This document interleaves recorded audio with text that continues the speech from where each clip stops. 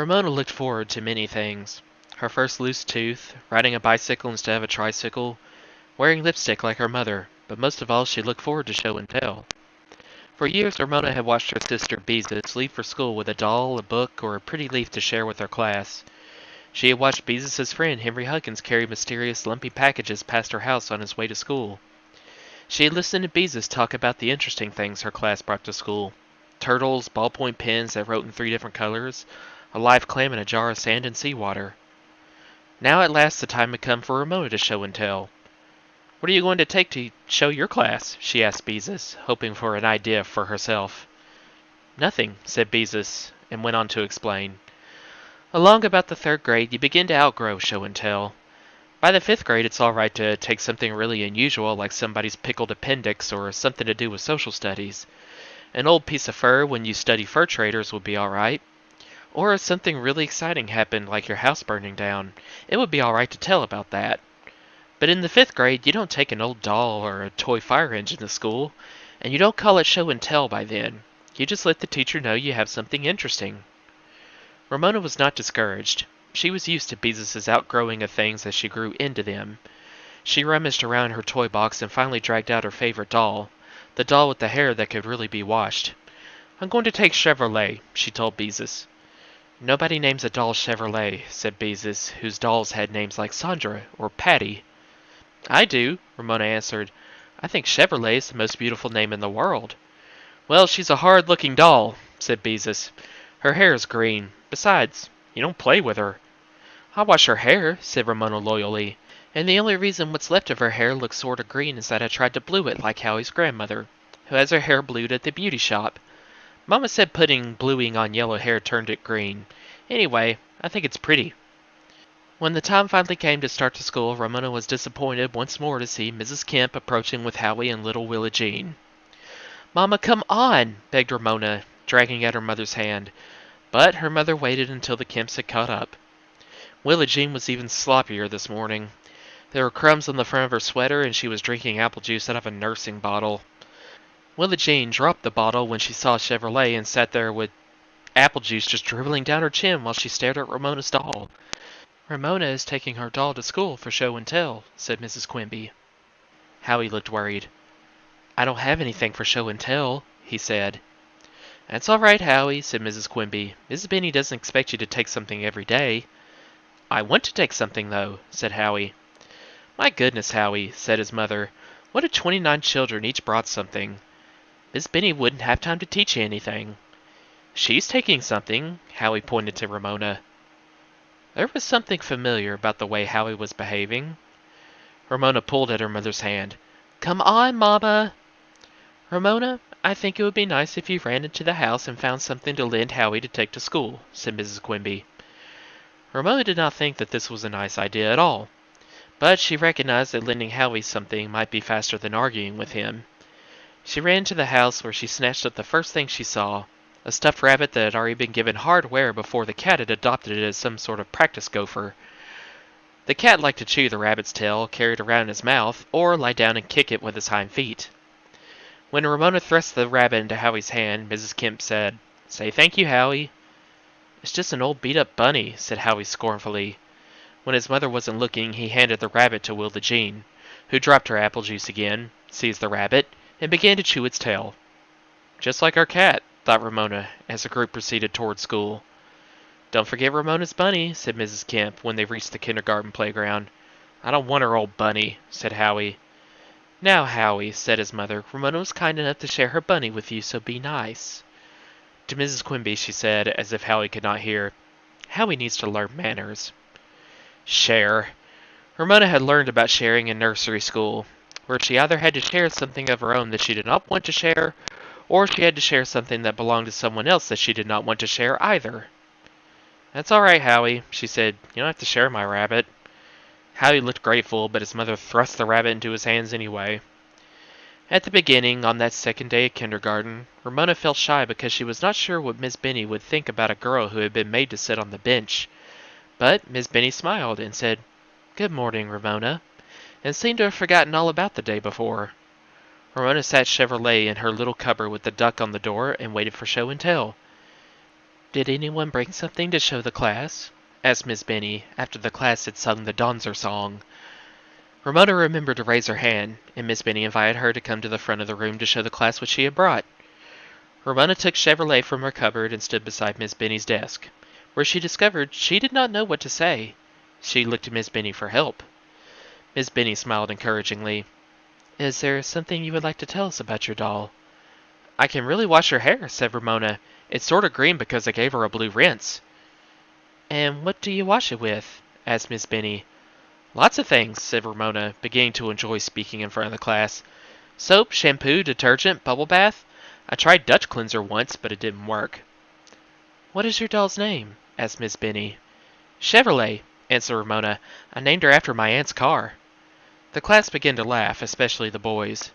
Ramona felt confused standing there in front of 28 boys and girls who were all laughing at her. Well, I did, she said angrily, almost tearfully. Chevrolet was a beautiful name, and there was no reason to laugh.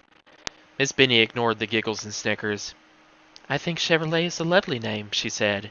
Then she repeated, Chevrolet. The way Miss Benny pronounced the word made it sound like music.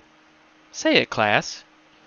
Chevrolet, said the class obediently, and this time no one laughed. Ramona's heart was filled with love for her teacher.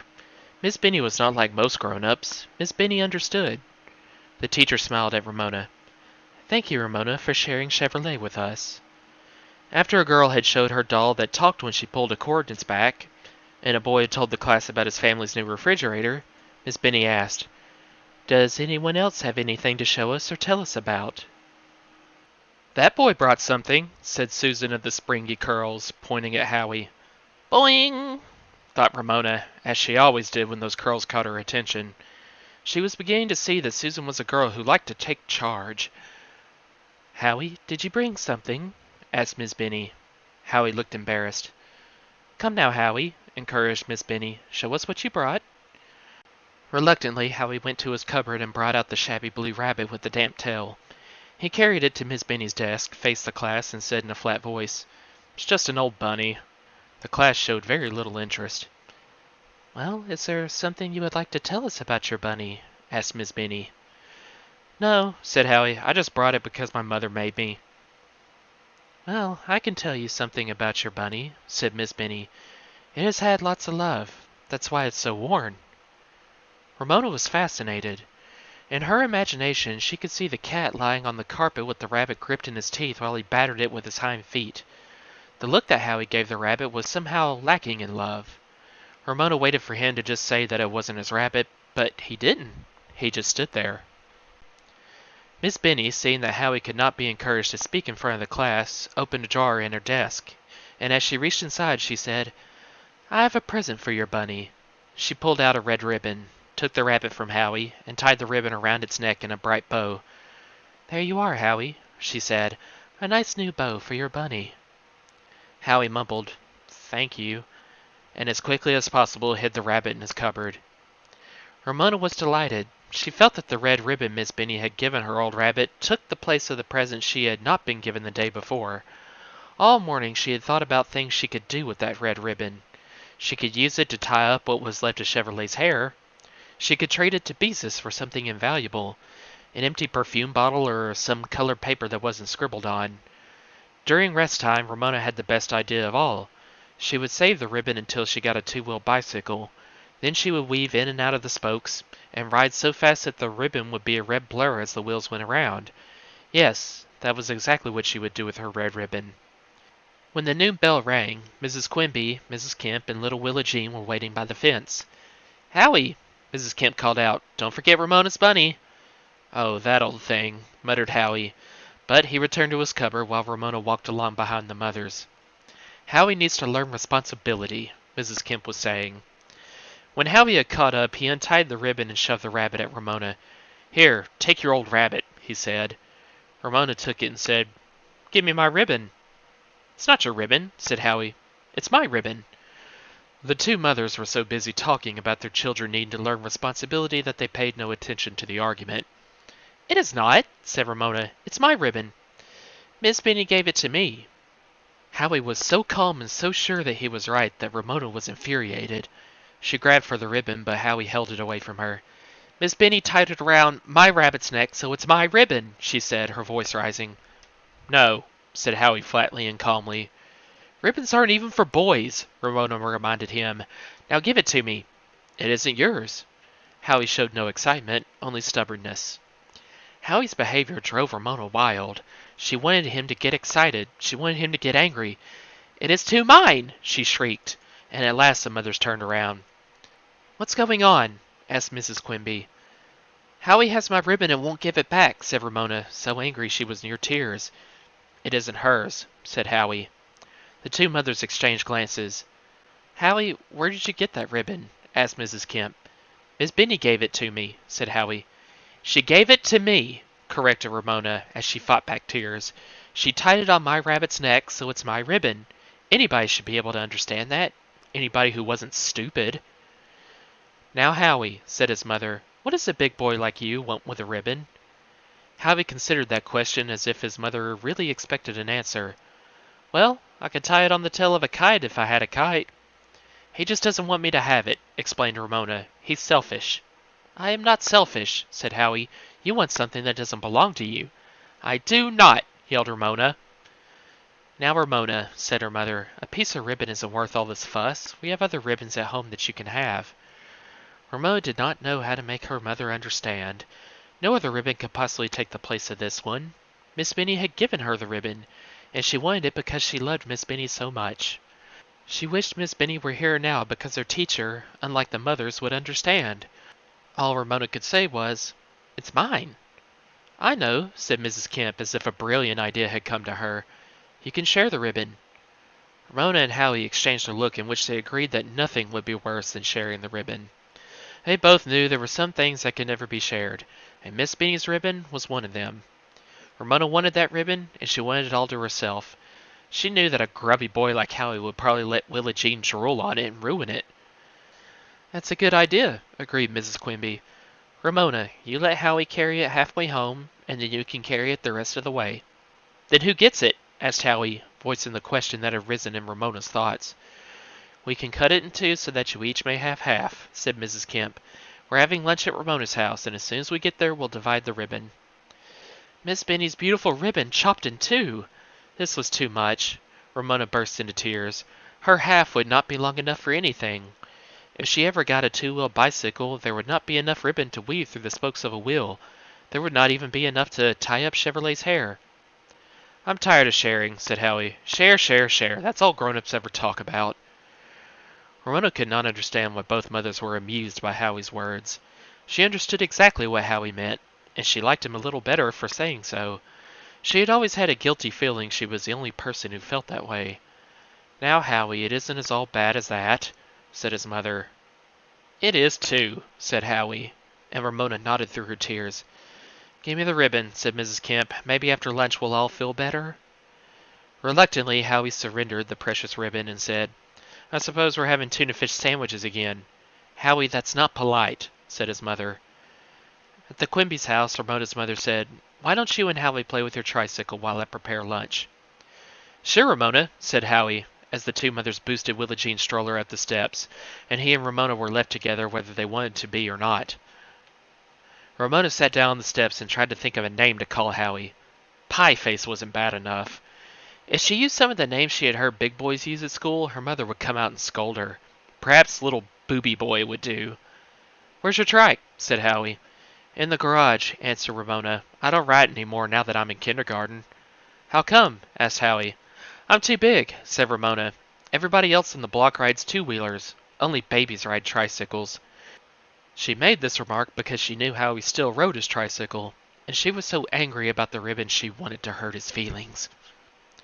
If Howie's feelings were hurt, he didn't show it. He seemed to be considering Ramona's remarks in his usual deliberate way. I could take off one of the wheels if I had some pliers and a screwdriver, he said at last. Ramona was indignant. And wreck my tricycle? Howie just wanted to get her into trouble. It wouldn't wreck it, said Howie. I'd take the wheels off my tricycle all the time. You can ride on the front wheel and one back wheel. That way you'd have a two-wheeler. Ramona was not convinced. Come on, Ramona, coaxed Howie. I like to take wheels off tricycles. Ramona considered. If I let you take off a wheel, do I get to keep the ribbon? Well, I guess so. After all, Howie was a boy. He was more interested in taking a tricycle apart than he was in playing with any ribbon. Ramona was doubtful about Howie's ability to turn her tricycle into a two-wheeler, but she was determined to have Miss Benny's red ribbon. She trundled her tricycle out of the garage. Then she found the pliers and a screwdriver and handed them to Howie, who went to work in a businesslike way. He used the screwdriver to pry off the hub. With the pliers, he straightened the cotter pin that held the wheel in place, removed it from the axle, and pulled off the wheel. Next, he returned the cotter pin to its hole in the axle and bent the ends out once more so the axle would stay in place. There, he said with satisfaction. For once he looked happy and sure of himself. You have to sort of lean into one side when you ride it. Ramona was so impressed by Howie's work that her anger began to drain away. Maybe Howie was right. She grasped her tricycle by the handlebars and mounted the seat. By leaning toward the side on which the wheel had been removed, she managed to balance herself, and to ride down the driveway in an uncertain and lopsided fashion. "Hey, it works!" she called out when she reached the sidewalk. She circled and pedaled back toward Howie, who stood beaming at the success of his alteration. "I told you it would work," he bragged. "I didn't believe you at first," confessed Ramona, who would never again be seen riding a babyish three-wheeler.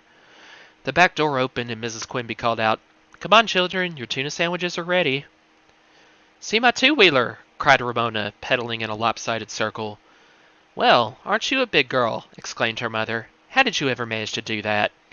Ramona came to a halt. "Howie fixed my trike for me and told me how to ride it." "What a clever boy," said Mrs. Quimby. "You must be very good with tools." Howie beamed with pleasure at this compliment.